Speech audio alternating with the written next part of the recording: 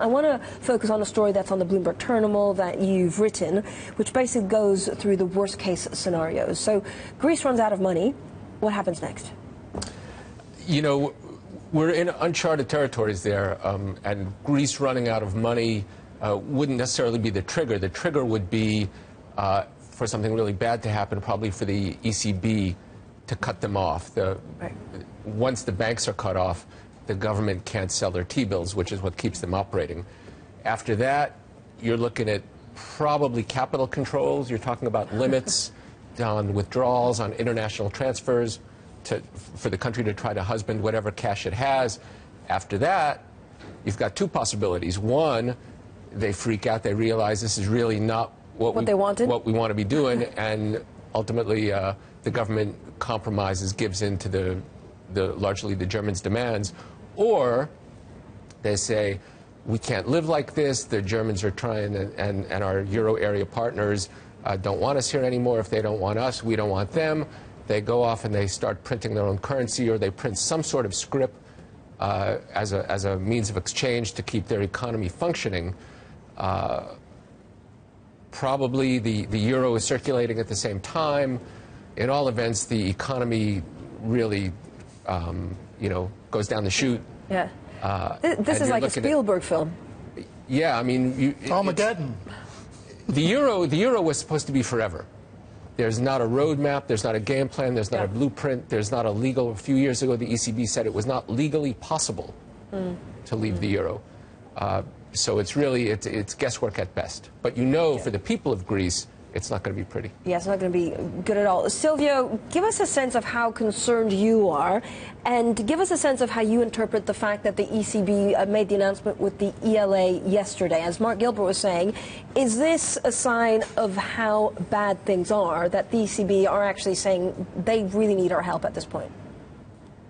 Hi, good morning. I think it's quite important to recognize that there is currently some goodwill from the major European counterparts involved in the debate, and certainly the ECB has a role there. But I think, if we want to get a global view about what's happening, we need to recognize that there is actually a pretty strong political issue here, and that's how we build our baseline. Our baseline is basically building on the idea that the current government is not going to be able to agree on a script which will ultimately deliver a sustainable solution for Greece.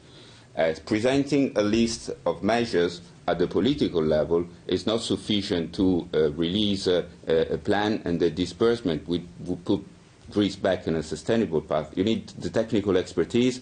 The institutions, as we call them nowadays, are certainly a very important part involved in the negotiation, and a fact-finding needs to follow any political commitment that the government can take with the other European counterparts. So I think we need to talk about more the political side, and we think that the current political situation in Greece will have to evolve pretty significantly for the situation in Greece to improve.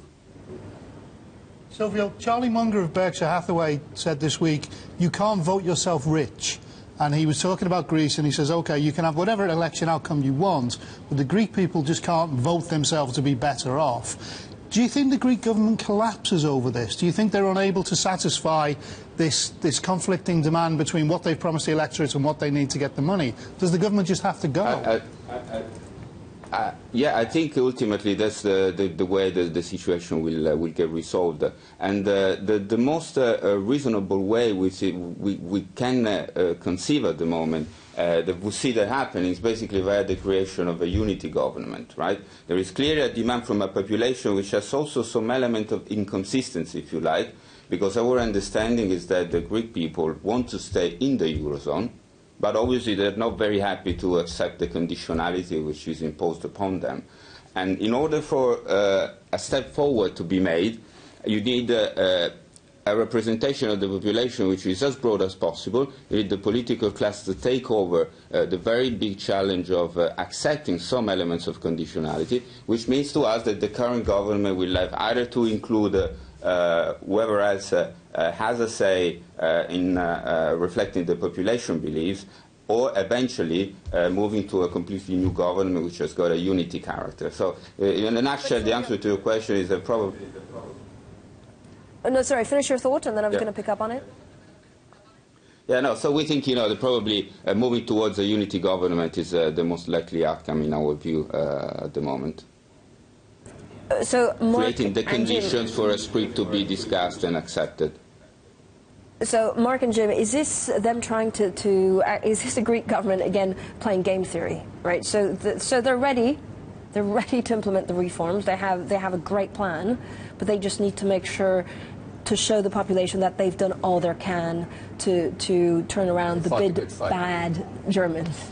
Yeah, that's the most optimistic view. I think it's what you see is what you get. The government really does not know how to square the circle. And it's inexperienced, and it wasn't expecting its Euro partners to hold their feet to the fire as hard as they have, I think.